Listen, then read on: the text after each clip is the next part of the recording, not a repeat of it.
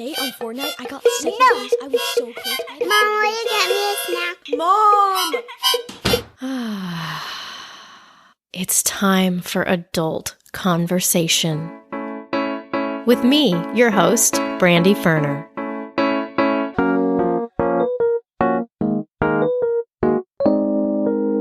Hello, Adult Conversation podcast listeners. In today's episode, I am talking with and having my brain exploded by progressive mom coach and writer Graeme Seabrook. Graeme shares what she sees most as a motherhood coach, and it's interesting. As she says, it's the same story every time. Maybe you will see yourself in her clients as she shares her most impactful advice, what's really at the center of all of it. We also talk a lot about dads and how they are the wardens of their own prisons, patriarchy, and how they deserve and are capable of so much more. Graeme helps answer my question, are moms more essential than dads? And we go deep there. So join us as Graeme lays down some much-needed wisdom, advice, perspective, and lots of humor. Also, Graeme and I recorded this before the pandemic, before all the uprisings against police violence that have taken place across the world. Had we recorded this now, our conversation would have included a discussion around that. And maybe that's something we can do in the future. Who knows? But for now, Black Lives Matter. On to the show.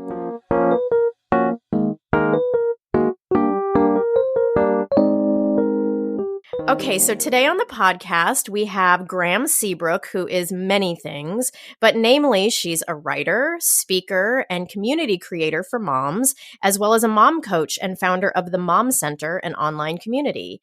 Oh, and she's also a mom herself.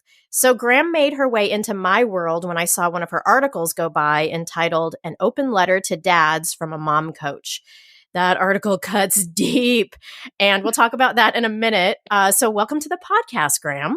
Thank you. It does cut deep. I was going to say, you sound so nice right there. You're like, hi! And then you just like go for the jugular in that article. I love it. Sort of, maybe a little bit. Yes. I wish you could see my face right now.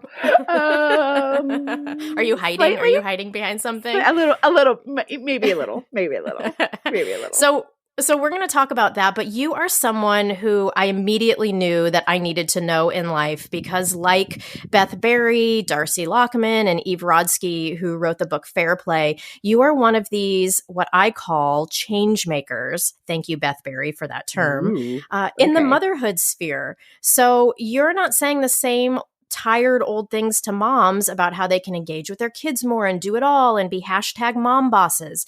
You are talking about shit like smashing the patriarchy, examining capitalism, and moms putting themselves at the top of their priority lists. So I have been chasing you for months because I need you in my life. I don't run that fast. It's not hard to chase me.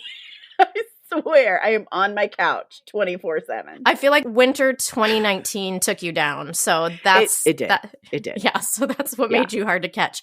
But I've got you. And so I can't wait for us to talk about a handful of all of these things today. But before we begin, what is something that the listeners need to know about you? Dude, I am a hot mess. I do not have all of this stuff figured out. I do not have all of the answers. I have read 10 billion books and listened to all of the podcasts and gone to see so many of the speakers, and all of their contradictory stuff is all sitting in my head. And I'm wading through all of this, possibly like 3 steps ahead of most of the people that I work with. I tell the moms, especially in the Mom Center, I'm like, look, y'all, I'm telling you, we're on a path, and I'm telling you that there's a river coming up. And the reason I know that there's a river coming up is because I almost drowned in it and I'm soaking wet. And so I'm turning around and saying, hey, you guys, there's a river, right? I'm not on the top of some mountain somewhere like, I have figured out all of these things and follow this tablet and then you will know the truth. Like, nah. Right. That's not how it works in real life. And that's what makes you so lovable is you're somebody who's in it, but is just a couple steps ahead. Yeah. And I think your brain works in a Yes. really unique way, which is I think what makes you a change maker. It's which very is scary in here. It's very frightening in my head. But I am glad it's helpful. It seems to be helpful to other people, all of my overthinking. So Right. And so I think that that's what makes you good at what you do is not only are you saying, you know, watch out for the crocodile over here, but there's something that you have figured out, even though I know you're saying like you don't have it all figured out. But that's what I love about you is there are some specific things that I think you may not say it, but I think you really do have figured out. And the way that you help moms to figure that out for themselves, I think is really pretty amazing. And I think that you walk the talk. So you implement things that you talk about in your own life. Oh, yeah. And you can feel it. I mean, as somebody on the outside, I can feel that you're doing those things. I know you're doing those things. So it gives you like cred. It gives you huge cred. So, well, I mean, when I say to somebody, like when a mom comes to me and is, usually it's just a brain dump at first. It's like all of the crap that they have been holding in for however many years, right? Yeah. And it all comes out. And the first thing that I always say is, oh my God, that's so much. And that sounds so hard. Because it always is. It always is so much and it always sounds so hard. And it's also never anything that I haven't heard before. I mean, I've at this point worked with like literally thousands of moms. I had a VA almost a year ago. Oh, wow. I know what month it is. I do. I did not. Almost a year ago, who counted for me. And it was over 2,000 moms at that point. And so there's not much that somebody can say to me that I haven't heard before, but we all feel like we're specially broken. Right. Like we are the weakest link, right? And we never are. Yeah, exactly. That question, that age-old question that I'm always striving for, is motherhood broken or am I? Like, which is which? And it's probably a little bit of both, I'm finding, really. I really feel like it's motherhood that's broken and is breaking us. So it might be both, but it didn't come from you. It is not an internal, Brandy did this or Graeme did this. It is that this system that we're all living under, these combination of systems that make up motherhood, are not sustainable, are extremely painful, and are not good for us or our partners or spouses or whatever your situation is. They're not good for our kids. Exactly. And so, yeah, it is breaking us. And I think, too, that's one of the things when you said it's not good for our partners either. I think that there can be a misconception here about the kind of work that you and I do, that it's quote unquote man-hating or something of that nature. Yeah. Not that I've ever heard that. Man, but, I have so much more respect for dads than the average person. I really feel like that. I expect them to be able to do things that the average grown adult can do, and others don't. This is the thing, is that I feel like a happy maternal figure in your home and that person's well-being, it only benefits dads and partners in the situation also. Yes. I have a friend who made a comment like, oh yeah, I was at this wedding and I was talking to a friend and she'd heard your podcast and really loved it. But her husband was like, yeah, I don't know if I want her listening to that, haha, or something to that effect. And I was just like, man. Do better, sir. Thank you. I was thinking, if she's happier, you win. You win from that. This is not against you. Fucking sack up. Anyway. So thank you. So, can that be a hashtag? Can that be on a t-shirt? Can I have that on a t-shirt? Oh my God. You know what's so sad? I'm going to admit something. I'm going to admit a bad parenting moment here. The other day, my sweet 13-year-old son was going to take out the trash, but it was dark. And so he's like, can you come out there with me? So I'm like out there with him and he has to take like 6 steps to the trash can in the dark. And he was like breaking down. He's like, I can't. I'm like, I'm right here. Why will you not just walk 6 steps? There's literally nothing that can happen to you. And it was at the end of the day and I was at the end of my rope and I was like, dude, you got to sack up here. And then I later, after he was asleep and, I was overthinking the whole thing and imagining how this moment was going to be the moment that he's at the therapist, just like, and she told me to sack up and I feel like I've never sacked up my whole life. So anyway, The term sack up is not the one triggering me. moment. Okay. But It might be. now. How do you know? You do know. Okay. I'm just making sure that like eventually upstairs brain kicked in and you were like, that's crap. One moment is not going to do it. Yeah. No, one moment is not going to send him to therapy. He might end up in therapy. My kids are probably going to end up in therapy. I don't want them to end up in therapy for the same shit that I'm in therapy for right now. Different stuff, new stuff. New stuff. Get creative. Like, for real. That's a great point. Well, no, I feel like, well, then why am I in therapy? Like, if my healing isn't rolling downhill, then what am I doing it for? Yeah, good point. I actually I tell moms, and this is obviously on a case-by-case basis, but I have worked with a lot of moms who are going, they're going through something big, and there is money for one person to go to therapy, either them or their kid. And I'll talk it through. The actual benefit of them going to therapy is that they can take the things that they've learned, the tools and their own healing, and they can support their kids with it.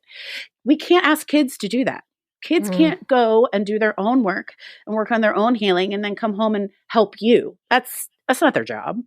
Yeah, right? Great point. Trickle down. So if you have to make that choice, right, then it does make sense. Not saying that your kid shouldn't be in therapy. My kid is in therapy right now, but I did it first. Right. Because I could. What would you say about spouses? What would you say if there's only money for one spouse to go to therapy? It really depends on who's hurting the most, who is in the most need. But a lot of times, and this is capitalism and patriarchy telling men that they have to be strong and they have to be providers and they can't have emotions. They can't need support. They're not allowed, it's not manly. They're not doing their jobs for their family if they are leaning at all. So a lot of times getting straight cis dudes to go to therapy, I mean, you might as well just bash your head against the wall.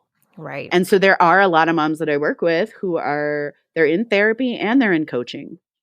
And some of what we're working on is, how do I get him to understand the value of this thing? How do I get him to understand that I can't fix him? I don't have training as a therapist and cannot be his therapist, right? Yes. And cannot stand between him and our kids when his anxiety is through the roof or his depression has him in a hole or his OCD is flaring or whatever it is, or just he's struggling with these traumas or these things that are happening in our lives, which are human freaking struggles. But all of this stuff gets so gendered and it goes through all of these lenses. And if we're not looking at them, if we don't ever say, oh, that's not an internal thing from my husband, that is capitalism, that is patriarchy, that is the way he was raised and all of the shit that he's been through, it doesn't excuse it, but it gives you room to breathe. It lifts that anger and frustration, and you can be like, okay, so now it is the two of us working against these systems instead of me trying to drag him to this thing. Absolutely. And side note, this is another thing for the dude that not my son, but the dude I was like, dude, you gotta, that I wanted to say, dude, you gotta sack up here, is these things that us change makers in the motherhood sphere are trying to break down actually are a prison to men as well. What you're talking about, where they have to always be strong. They can't have emotions. They can't have other interests outside of wanting a career. If they can get on board with us to get on board with breaking these things down, what could that look like? It's like, it's freedom for all of us. Yes. So that's the other thing, the misconception that this is like against men or something. It's like, no, we're all working for everybody's equality. Like, I'm not working to get what you have. I'm not working to have the matriarchy. God, no. I don't want what you have. Oh my God. Ugh. There's no amount of money you could pay me to be a dude. None. Zero. And partially it is because it isn't hurting them as much as it's hurting us, or in as many obvious ways as it's hurting us, right? Like, you look at things like the wage gap. It's obvious. It's number-based. You can track it. You can see it. You can put your hands on it. It makes logical sense. So that is something where you can easily get on board with, like, yeah, we need to fix this. Right. Trying to explain to a guy that the fact that he doesn't have close friends that he can talk about his feelings with is hurting him and is a part of patriarchy and is damaging him and is not allowing him to live his full life as a human being. It's so hard for them to hear that. And I understand why it's hard for them to hear that. Like, yeah, because they've been taught your entire against life it. that emotions are bad. Right. So like, yeah, it sounds like I'm saying that he should go live on Mars. Like, it sounds like I'm saying this absolutely ridiculous thing. But from the outside, I'm like, dude, that hurts. That's bad. That's not good. You're missing out on so much, and it could be so helpful to you, and your life could be so much deeper and richer and more varied. And God, don't you miss it? And they've never had it, so they don't. Right. And it's not concrete. There's no numbers you can put to. I mean, you can. You look at suicide rates among men, and you can put numbers to these things, right? Do you know the suicide rates between men and women? I do not know the latest stats, but I do know that men are the most likely people to – men commit suicide way more than women do. Interesting. And that makes sense, right? All of the things that are protective against suicidal ideation and suicidal actions are things that we deny to men as a society. And it really takes all of us to break down these systems. And it does help everybody. When moms get free, their whole families get free. Right. So I just looked up the stats real fast, and it says in 2017, men died by suicide 3.54 times more than women. But what I think is even more interesting is white males accounted for 69.67% of suicide deaths in 2017. That's astounding. Like, guys, if you're listening, I mean, the guys who are listening are already like woke-ish, on this, right? So so they're already on it. But like the things that we are trying to break down are to help take that number down for you. Yeah. Yes. Okay. Yeah. Just have to say it is a prison for everybody. It's just that they are also the wardens of their own prison. You know, and one of the things that oppression actually teaches us is how to create community, because we have to survive the oppression. And so that's one of the things that they don't understand how to do, because they don't have to survive the oppression. So really, they should be learning from us. And I say this not even just about like a gender differential, but I've said this many times. If we center the most marginalized person in every conversation, whatever you're talking about, right? In whatever situation, if you center the most marginalized person and you make sure that they are okay, that they have all of the support that they need and everything that they need to thrive, everybody will benefit. Trickle down does not work. But there are upward explosions that happen. It moves so quickly. Constantly. And this has been shown, over and over again in different ways. When trans people get better healthcare, everybody gets better healthcare. You can't do one without the other. Even microloans that started all across the continent of Africa that were given specifically to women who had been previously powerless, microloans to start their own businesses, changed entire communities. Yeah. It just always works. It's never not worked.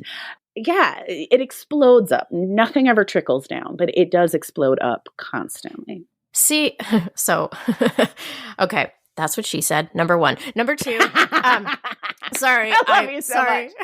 Okay. Please leave that in, please. I will.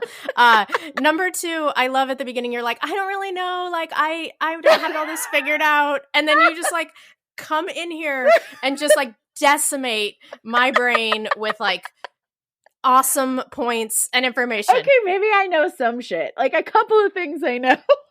Yeah, you know some shit.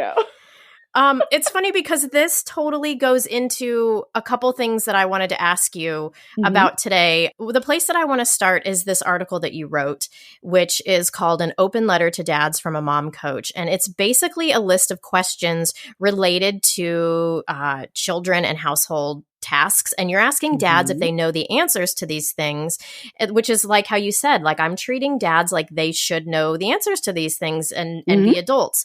And if they don't know the answer, you're basically saying, why are you in this relationship, marriage and household? Are you a father or are you a guy who lives with a mother and some kids? If what you bring to your household is a paycheck, then why are you here? You don't have to live there to support them financially. It's like, oh, burn, burn. But I know and yes, it's so spot on. But some of my favorite questions that you pose are, who is your child's pediatrician? Where are they located? What are their hours? What is their phone number? Does your child like them? Another one is, how do you create a meal plan that takes into account everyone's nutritional needs, allergies, preferences, what is already in your fridge and pantry, as well as the family budget? Another one is, what is your babysitter's name? What are they paid? How are they paid? What is their experience and background with children? Who else have they worked for? And then, what sizes of clothing and shoes do your kids wear? Where do you usually buy them? What are your plans? I love this one. What are your plans for childcare during school breaks? I sometimes think that the non-default parent has no idea, like that's a thing. No clue. Do they know that if you haven't got it locked down for the summer, at least here in Colorado, right, by February. By February, you're completely, utterly screwed and your kid is staying in your house. Do you know that? Yeah. Most guys don't know that. Right. Yeah. But again, like I didn't know that. So before when my kids were in daycare is year round. So never had to worry about it. Our son started kindergarten and I was in a couple of mom groups and it's January, February, everybody's freaking out about summer camps. And I'm like, oh, wait, that's a thing. Like I thought I could do that in April. I had no clue. And but because I had those networks of information and support around me, I got clued in and I said to Adam, holy crap, did you know? Right. Yeah. And then because he's the logistics dude, he took care of it. But what does logistics dude mean? Okay. So his actual brain is comprised of ones and zeros. He is a spreadsheet with a beard and some legs. He's like the sweetest, most awesome guy, but the way his brain works totally differently from mine. So what tasks do you give him in the household? I don't give him. So here's the thing. I don't give him tasks. That's not my job. I'm not his CEO. I'm not his manager. I'm not his mom. We sat down a while back and realized that like I was doing stuff that I suck at. And he was doing stuff that he sucks at. And maybe this was not the most efficient use of either of our time or energy or emotion. He's a software engineer, and part of a lot of what he had to study in college and in grad school was logistics. Like, how do you do things in a way that makes sense for a program or a group of people or whatever, right? Right. My brain does not do that. My brain is like feelings. Right. So why would I be the person planning a vacation? Why would I be the person finding a summer camp? Why would I be the person who has to look at budgets and calendars and timetables and like why? That doesn't make any. I am naturally going to suck at that thing. So he's the like sorting and form filling kind of guy. Yes. Okay. Yeah. If it involves any type of planning, that's all him. Okay, but then what about the emotion piece? Because if you're bringing the feelings, then you probably, and you're clued into a community, you probably have an idea of which camps would be best for your kids and their personalities. So then do you tell him, these are the camps I think would be great for them, make it happen? No. Okay. How does it work? Because he's also a dad who spends a lot of time with his kids and knows them pretty well. Okay. Right? He knows what they like and what they don't like. He knows that my son, like that if there are dinosaurs involved in any way, shape, or form, both of our children are going to be like, yes. Right. Yes. So wait, did you legitimately have nothing to do at all? I legitimately had nothing to do with it. See, I'm like, you're bending my mind here. I'm like, how does this work? Dude, I had nothing to do with it. It's not my job. Yeah, I love you. I did say, I was like, you know what would be great? Because our daughter is still in daycare. And I knew that the daycare had been sending out these emails saying, hey, we're running a summer camp. We're running a summer camp, right? And we both got the emails because we are both on their list. Yes. He is actually on their list as the primary parent to call because hello, anxiety. I can't pick up my phone when you call me. Unless I know you're going to call me, it's not going to work out well. Right. So he, on the other hand, like doesn't care. Ones and zeros. Doesn't care. Doesn't freak him out. He can pick up the phone and, oh, she's sick. We need to come get her. Cool. And then he'll look at his calendar and see if he can. And if he can't, he'll be like, babe, she's sick. We need to come get her. I can't do it for an hour. Can you do it faster than that? And that's the way those conversations go. Okay, I love this so much. And I'm sorry I derailed you on that when you said logistics guy, but I was like, wait a minute. This sounds such amazing. A big thing. Like if couples would just sit down and say, what are you good at? And I don't mean, are you better at laundry than I am? Because that's gonna be gendered. Odds are you are going to, as a mom, be better at laundry or feel like you are. So I'm not talking about that. I'm talking about deeper stuff. Are you better at planning? Is he better at executing? Are you better at researching? Like when it comes to reading parenting books and stuff, that's all on me. Because I can connect a paragraph in a parenting book with something that one of our kids did. His brain doesn't do that. So I do the feelings part and it evens out. He does the meal planning. Oh my gosh. Because again, it's logistics. It's what do we have? What do we want to make? He has spreadsheets. Do you do the cooking though? It goes back and forth. Okay. So you guys share in that. Big meals, all the fancy meals. I do all the fancy meals because I am Southern and there are rules. Okay. There are rules about what you have for holidays and he does not care about the rules. But he also wants to stay alive and stay married. So he pretends to care about the rules. Okay. And he puts the things that I need on the grocery list, right? Okay, got it. And then we kind of just split it up by energy, like how each of us is doing that week. We kind of go back and forth between weeks. I love that. Yeah, which one of us our kids are jumping up and down on the most. Right. So the other person, whoever's already being woken up at 4:30 in the morning because somebody's toes are cold. Right. Like who isn't a shell of a person this week? Oh, got right. it. And we'll That's figure kind out of how who's it goes. cooking. Yeah, exactly. That's how it goes. Well, and what I loved about this list of things that the ones that I picked out from your article were just some of my favorite ones. What I love about the questions is they speak to this unseen labor that women typically take on that dads often have no idea about. Yeah. So, in the past couple of years, it seems like we're starting to talk about these things more and uncover them. And your list is like, I can just imagine handing that to a dad and them getting like not a very good grade on that. And it doesn't mean they're shit. It just is it's a wake up call. Yeah. All these things happen without you having to even think about them. Yes. So, hey, maybe it would be easier on the person who's doing all the thinking if you could do some of the thinking. So I'm wondering, where did the inspiration for the article come from? I had 4 clients one day. And the first 2 clients were single moms. And the second 2 clients were married moms. But I had the exact same conversation 4 times that day. Wow. And by the end, I was so apocalyptically angry. I can't explain to you the depth of how angry I was. And then I got an email from Adam that said, hey, babe, we have to take Andrew back into the pediatrician's office because they won't write him a new prescription without having seen him, like, every couple of months or whatever. Like they need to actually see him. And he's like, I was looking at our calendar and I can do it on whatever, some day and time. But would you rather do it? Would you feel better if you went? Because sometimes anxiety, Yeah. Yep. Or do you want me to do it?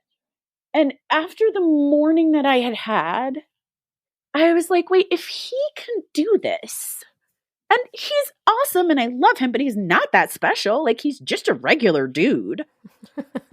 He's not like he's just a regular dude.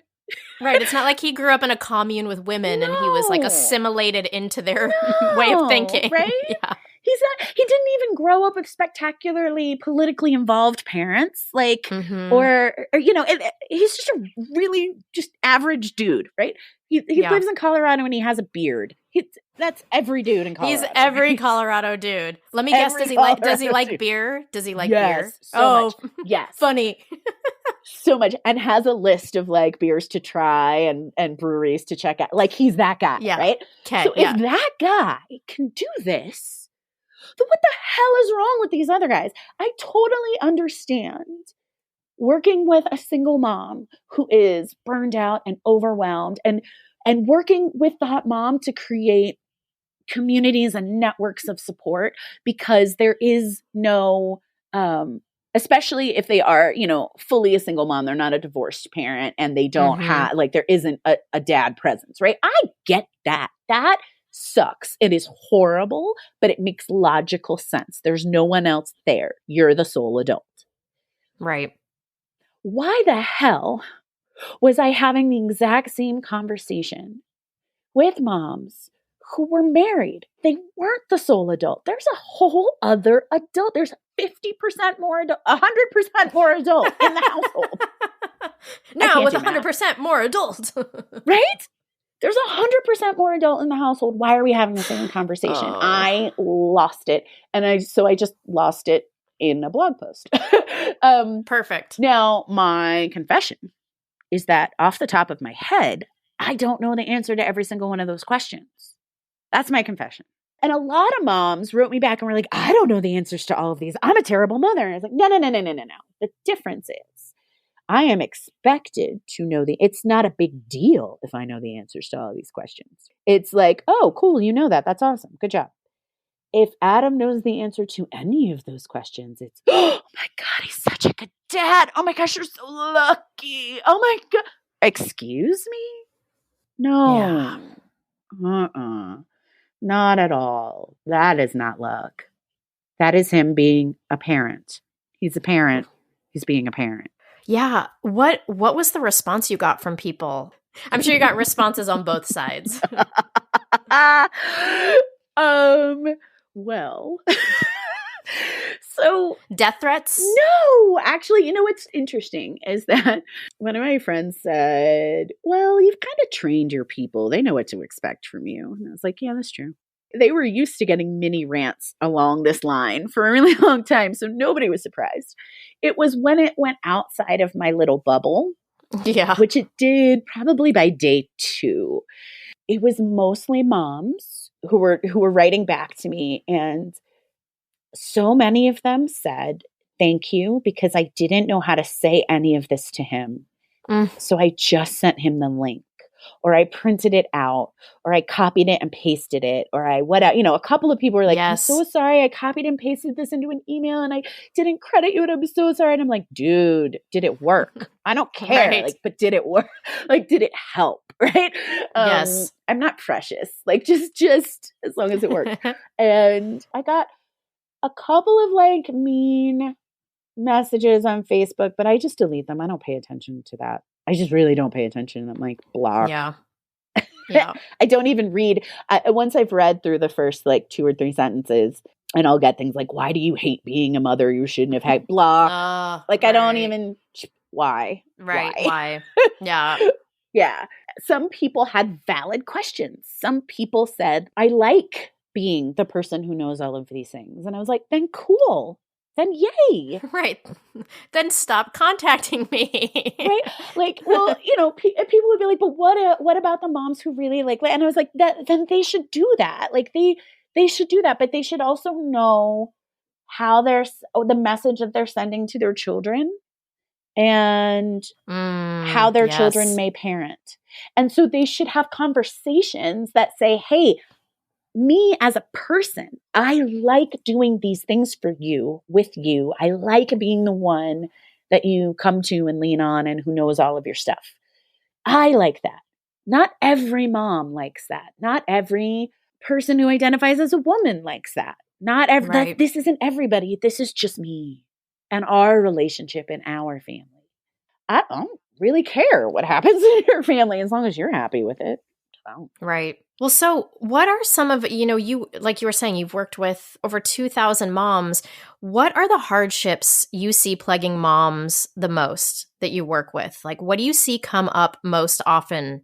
Because you were saying, it's not new. It's like the same stuff that comes up. What are some of those things? The same story every time. Yeah. What is it? It's the same story every time. It's, I love him so much and I don't know if I can do this anymore. As moms, we have this idea that we're supposed to be able to handle all of it and with joy, right? We can have it all. You can have it all. Yeah. Okay, sure. In what world? I mean, if you're Beyonce, maybe, but no, not with your 24 hours. Beyonce has her 24 hours and a full staff of 24 hours of other people, right? Exactly. So her 124 hours is like hundreds of hours in a day, Yeah. If you could pay other people to do all of those sort of menial tasks, yes, you could have it all. Yeah. Even then, if you've ever watched any of her tour videos, like, yeah, she's making sacrifices. Yeah. Her kids are making sacrifices. Is it worth it to them? Yeah. Right. So, okay, cool. Yeah. Do your thing. But there's this idea that like we can have it all and joyfully and just be so happy all the time. And if I don't want to be around my children 24/7, if I am not so in love with everything they do, then I'm a horrible person. Yeah. Okay, but that's not humanly possible. Inhumanity that stretches across every type and style and situation of moms. From single moms thinking that they should be able to do it all on their own and that if they ask for help, they're weak or they've somehow failed, to married moms thinking that they shouldn't be complaining because, well, he's here and he's one of the good ones and sometimes he'll pick up dinner on his way home, right? And there's this feeling that somebody always has it worse than you and so you can't say anything. Because you're somehow disrespecting them if you speak about your own pain. Right. And yeah, there is always somebody who has it worse, I guess. I mean, sure. But there's somebody who's always happier than you too. And we don't let that stop us. I know, because then you just get into like a competition where you're trying to see whose is worst. And there's always somebody worse. So then nobody else can ask for help. Nobody else can have a feeling. And there's this like code of silence around the whole thing. And I think the code of silence is only broken in those like super cheesy wine memes and stuff like that. Like those really bother me. I'm with you. And I feel like they're a cry for help disguised as a joke. I feel like the more that we post about that kind of stuff about, oh, mommy juice, we're just ignoring the bigger issue. Like the issue is we need to be asking for help. We don't have systemic communities and systemic. Why do we have to medicate motherhood with alcohol? Right. So maybe let's change motherhood so that we don't need to medicate it. Yep. But it sounds like I want to go back real fast to the story that you say is like, this is the story. So is like 99.9% of your work with moms dealing with their spouses, namely husbands? No, it is dealing with support. But I work with a lot of single moms. I work with a lot of lesbian moms. I work with a lot of queer moms. So it's not necessarily like a gender thing. Sometimes it's just perfectionism, childhood trauma, not knowing how to reach out, having a circle around you that you can't really be honest with, like really, really honest. Yeah. And there's a general feeling of everybody's so busy, I can't ask them.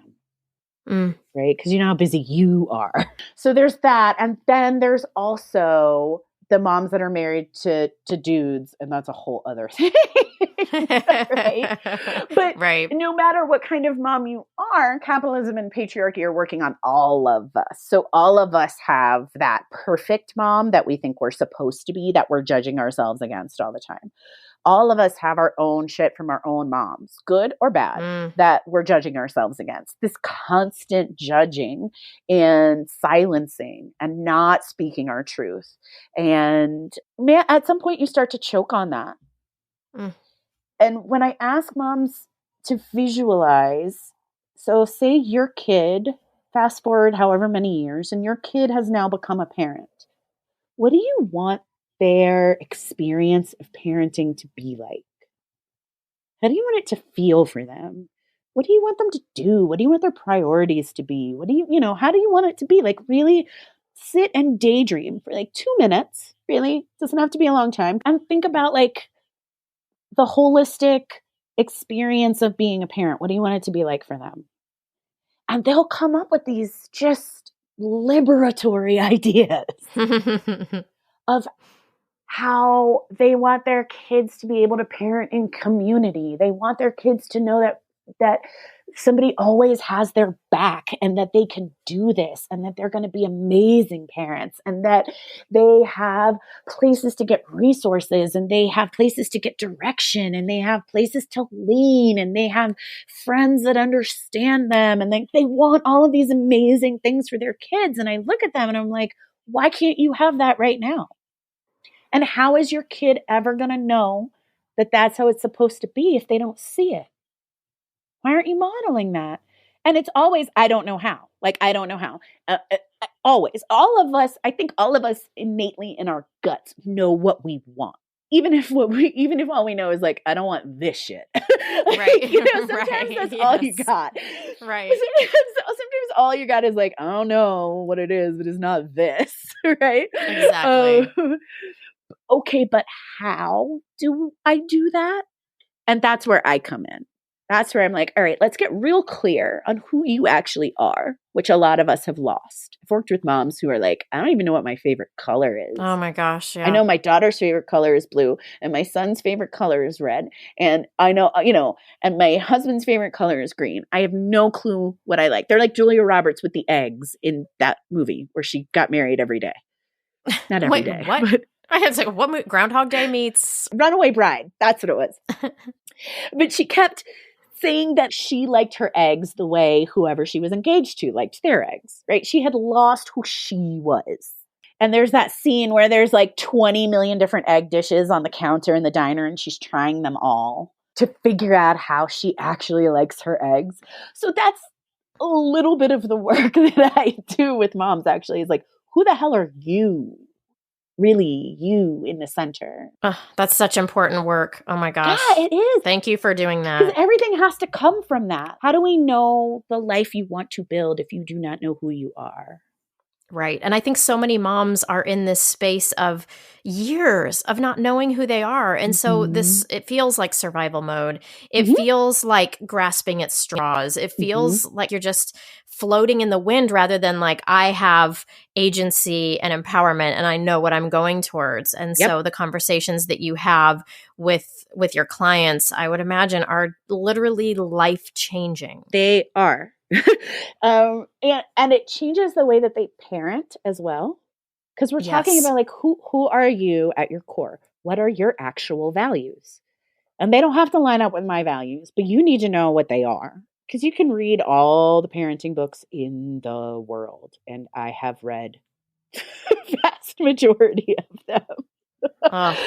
And what's missing from them is a conversation about how you share your values with your children and how you pass that along. And that's one of the biggest things that we do. I mean, we are raising future adults. We want them to move through the world in a certain way. And we spend so much of our time focused on the symptoms and not the cause. We spend so much of our time saying, don't run in the house, or be kind to your sister, or listen to your teacher. But once we have our values clarified, then we can say things like, in this family, everybody helps to care for the family. So that means you are going to help us put the dishes away after dinner, because we are going to teach you how to take care of people physically. And when you scream and yell at your sister, we're going to teach you how to have a better conversation. Because in our family, everybody takes care of the family. Mm. But if you don't know that that's what you believe, then you're not going to parent that way. And I don't care how many books you read. You can read the books that'll help you know how to have those conversations. They can give you scenarios and stuff, but they're not going to be able to tell you what to say because you don't know what you're trying to teach them.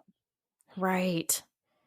So would you say that your piece of advice that you give to people or the coaching that you do with them that gives them the biggest aha moments are this finding out who they are and what matters to them? Okay, wow. That's the center of all of it. That's the center of all of it. It's called the Whole Human Mama Framework.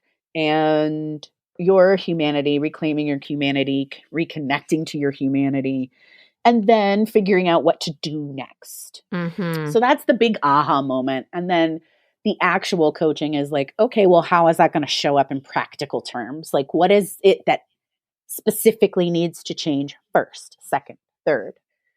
And that's what a coach does. Is like helps you make a plan, holds you accountable. Like, hey, you've got homework, and by next week, I want you to have done X, Y, and Z, right? So that's the kind of stuff that every coach is doing.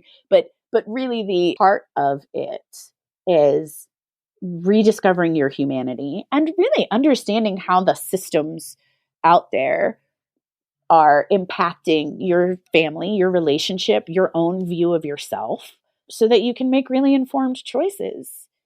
A lot of these things are not things that we ever decided. Exactly, right.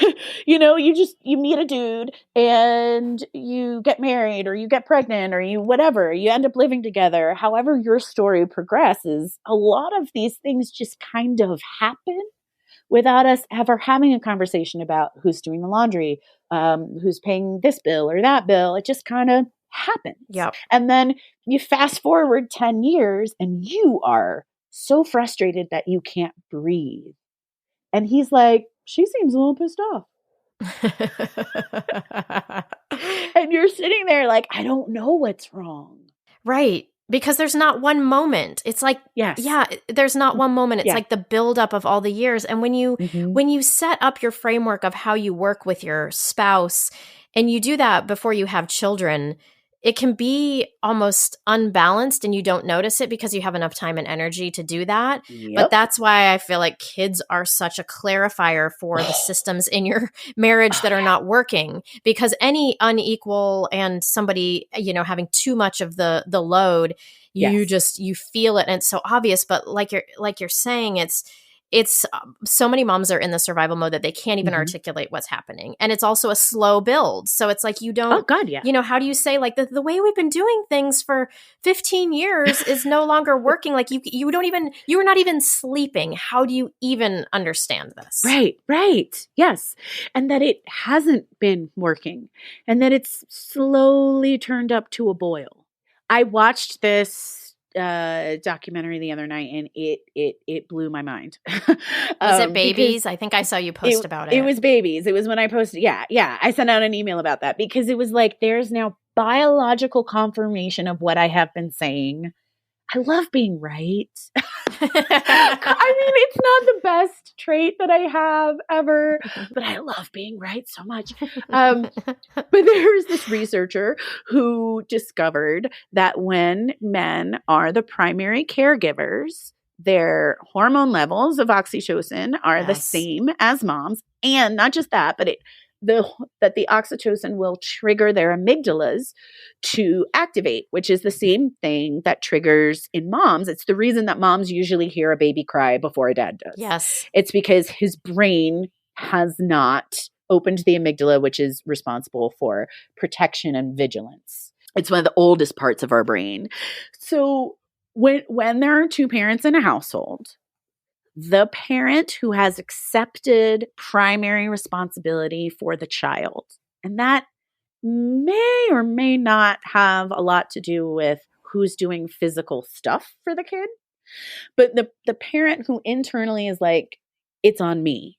Right, the end of the line, the parent who's the end of the line. Yep. That is the parent whose oxytocin activates the amygdala. So when they were studying gay couples, there was usually one who had the amygdala, open and operating, and one who didn't. And when they studied single dads, the amygdala was open. So dudes can do this. There is nothing about like being a guy that means that you can't do this. Yes, and we talked about this on one of my episodes with Darcy Lockman, who wrote this amazing book called All the Rage, Mothers, Fathers, and the Myth of Equal Partnership. She talks about this scientific research exactly about how, exactly what you're talking about, which proves, like you're saying, this isn't a gender thing. And so we were talking about on that podcast about how this is probably a biological imperative for when moms died in childbirth, so that the baby didn't just get like chucked to the side because the dad's like, well, I guess I'm not very nurturing. This is a protection measure. Or anybody else who adopted that child, right? So if it was a grandparent or an extended family member, whoever took primary responsibility for that child, this hormone surge would be like, all right, cool, we're doing this. I hope you're ready. Right. It's on now, right? But what that means is that there isn't stuff that moms are just better at doing. No, we have been socialized to be better at doing these things. Yep, that's the narrative, and that's what we all believe. And so we just keep going with it, which is like we have to change the narrative. And I mean, also, like, okay, I'm not sure quite how to articulate this. Do it. Oh, I know. I'm like, do I even go here? Okay. Yes, so somebody go here. Go. Okay, do so it. I'm going to go here. So somebody posted in my podcast discussion group on Facebook an article, which is an interview with James Taylor, the singer. And he had mentioned about how his dad was an alcoholic and his dad wasn't around a lot. And so he made this comment that said something like, you can make up a dad out of a few good outings, but a mother has to be there for so much more. And so the person who posted it was kind of like, this is bullshit, that this is what we're brought up in thinking, Yeah, no. But here's where it gets tricky. And this is where my brain was like, that's bullshit. And also it speaks to this part that I believe myself in the back of my brain where I don't want to believe it. But it's this belief that there is something special about moms. There is some bond and something where they have to show up in a different way. And I don't know quite how to rectify that, because I so strongly believe moms should not have to do all this. We should have the same rights as dads, but it's held back a little bit by this belief that but I also think there is something special about moms. So what's your take? So there's two things there. One is a question that I ask in the Mom Center pretty regularly, which is, if you are not essential, then who are you? Because it's real scary. I had big feelings the first time that I left the kids. My son was like 2.5 and my daughter was like 6 months old. The first time that I left for a long time, and I was gone for whole week. And I came back and everybody's fine. And I was like, what the hell, y'all? Yeah. What did you mean you didn't know? Like, what? And I had to talk to my therapist about that for a while. I was like, why do I feel really resentful? They gave me exactly what I was asking for. I deeply needed this time away, but what, and she's like, they did miss you and they do care, but you're not essential in that way. And so you have to create a different version of motherhood for yourself. What is it that you have with each of them that nobody else on the planet could have? No one. It's not necessarily doing the #mom things. It's more about relating to your child person to person and having a relationship that no one else could have. But is there something biological? I mean, it's the same thing where the machine that makes the milk, right? So when our babies are born, all of those mechanisms that I know from my work in the birth world that happen, that are sort of silent, and the smelling of the baby's head and the milk coming in and all of those things, I can't imagine there's not a little bit more than that we don't know. That's also about nurturance, and especially like them living inside of us and all of those things that doesn't translate over. Yeah, all of those things are so important. And they can be really amazing building blocks for our relationship. Some of that can tilt over into ownership because it doesn't allow for them to be their own people. There are times when my daughter doesn't want to do whatever. And I'm like, dude, I made you. Are you kidding me? 27 staples, kid. Right? Like, right. But that doesn't give me any rights over her. That doesn't give me any claim, those 27 staples, or the times when I was breastfeeding her and my body knew that she was sick and started making antibodies. That's my job, man. She didn't ask to be born. Like, it is at once mundane and miraculous. Mm-hmm. And I think part of this for a lot of moms is that we have to make space for dads to have mundane and miraculous relationships with their kids too. And it can be hard to not be the only one. It can be hard to not be the martyr. It can be hard to not be the only person who is special. And it can be hard to hold on to like the thing that is special about you and them, and then still see and celebrate the thing that's special about him and them. Yeah. And you know what I think compounds this is when you become a stay-at-home mom. I can imagine a lot of moms, this is like their only identity. Mm-hmm. So it's like, so then it gets clouded. Everything gets clouded where they're like, Yes. well, this is my one job. This is how I bring value to the family. Right. You know, I'm not making money for us. So here's how I bring value. So I'm going to show that I'm the best at this job and they all need me. That's not actually internal. That's capitalism. It's bullshit. Your worth has nothing to do with your productivity.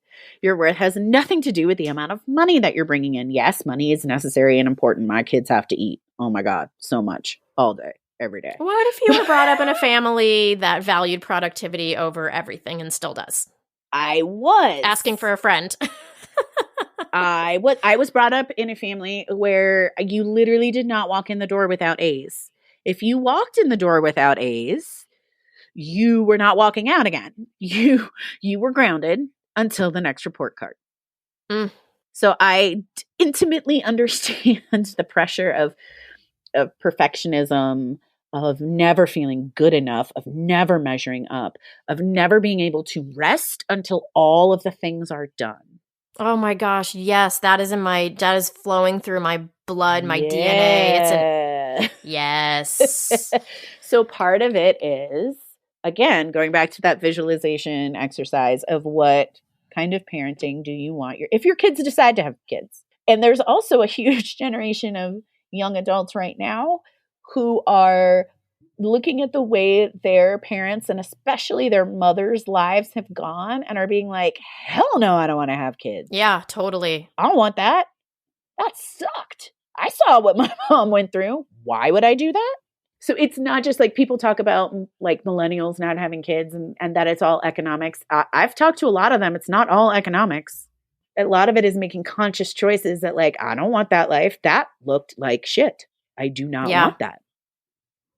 I love her. My mom was amazing and awesome, but no. So thinking about how do you want your children to experience parenthood and just life in general? Do you want them to feel like that? Because they're going to see you doing it and think that that's what they're supposed to do. That's always my thing is I want to make my kids' future parenthood. I want them to have options and I want them to have support. And that's why I feel like I raised my son to understand some things about what mothers do and what is required to take care of people and not just have everything handed to him. Because I don't want him to grow up in his marriage, you know, if he decides to have kids and do the same thing. But it's always that fine line, right? Because I also don't want him to go, my mom looked friggin' exhausted and annoyed. Right. So I don't want to do this thing at all. It's finding that balance where you're giving them the reality of what is required and some of the sacrifice and, you know, setting up systems that are helpful, but not freaking them out. So they're like, I'm never doing that. I mean, I'm just really honest with them. Hey, I'm having a really bad day. I'm going to call Auntie Alexis and talk to her on the phone for a little while. And that's going to make me feel better. Yeah. You know how you sit and talk to mommy and daddy when you had a bad day? Yeah. Okay, well, mommy's going to go talk to Auntie Alexis for a while. So I need you to sit here and not draw on the wall with crayons, just the paper, only the paper. And then I go and stand outside on the porch and stare at them through the window because they're going to draw on the wall, right? Exactly.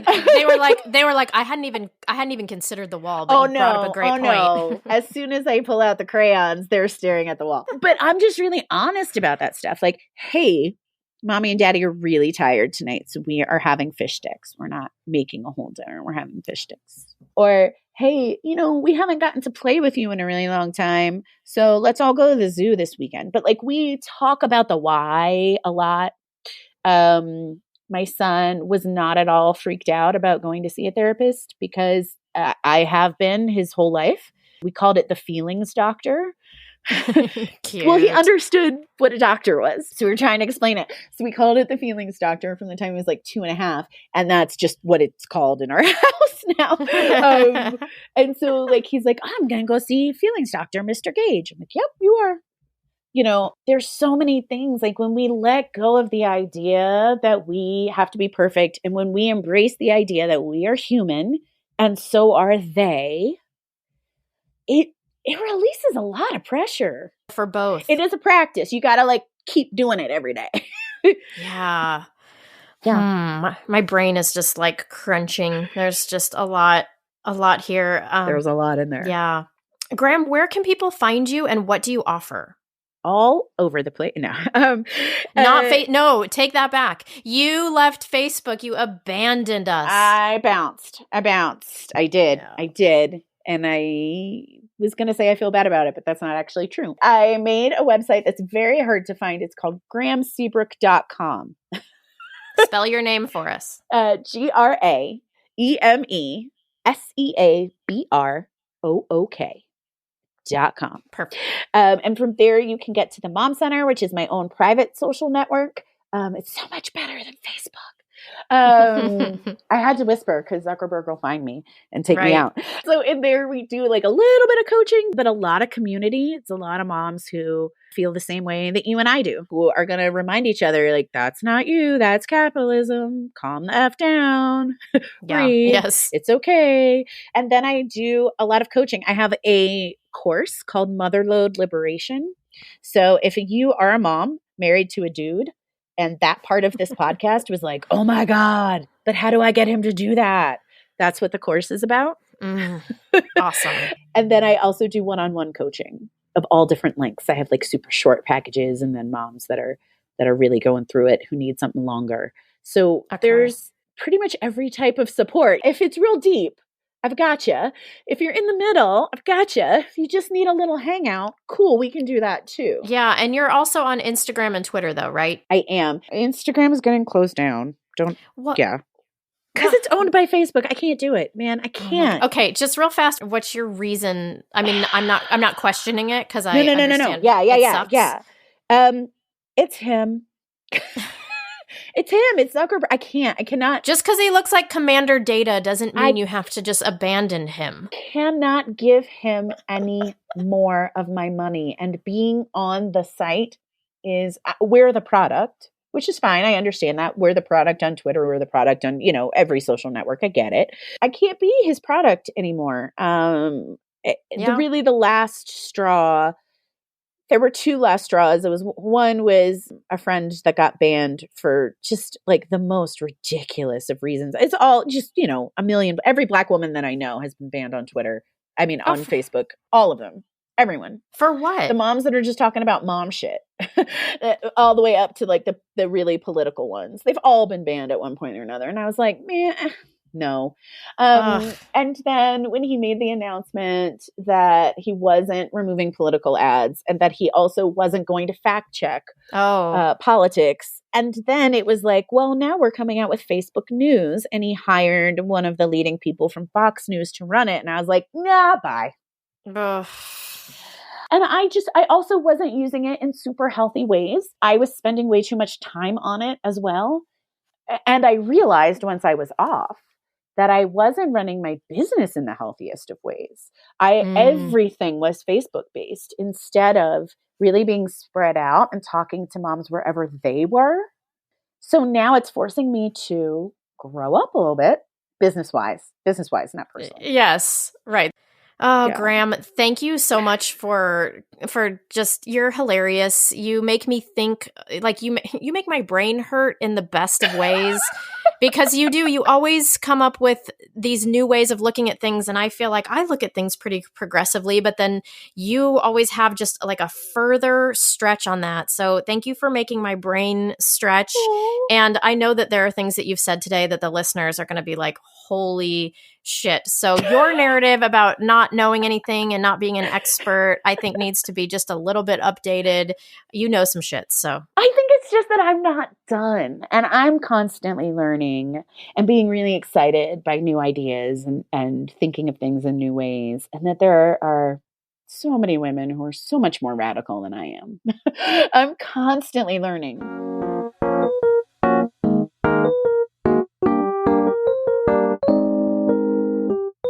Lots to think about here. During this episode, it hit me what a great gig I have going on. That by interviewing these experts and friends and sharing their voices, I am basically getting personal sessions with them where I get to ask all of my burning questions. Yeah, it's pretty great. I highly recommend having a podcast about the shit you want to know more about and interviewing people you find interesting.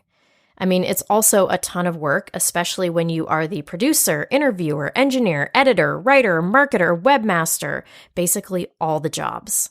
But damn, I love it. Just a quick mention about my book that recently came out. If you enjoy the podcast, chances are you'll love the book too, especially right now while you're likely with your kids 24/7 and might need some validation, humor, and a wild trip to Vegas in your mind. Titled Adult Conversation, a Novel, it's a darkly comedic story about the relentlessness of modern motherhood, where the main character seeks an answer to the question, is motherhood broken or am I? After a series of mom wins and failures, she and her therapist end up on a Thelma and Louise-style road trip to Vegas, where they are tempted and tested while finding lost pieces of themselves that motherhood swallowed up. You can find it on all the usual places like Amazon, Barnes & Noble, and IndieBound, but I highly recommend checking out bookshop.org, which supports local bookstores. You can also go to my website, adultconversation.com, to find out more. As always, thanks for listening.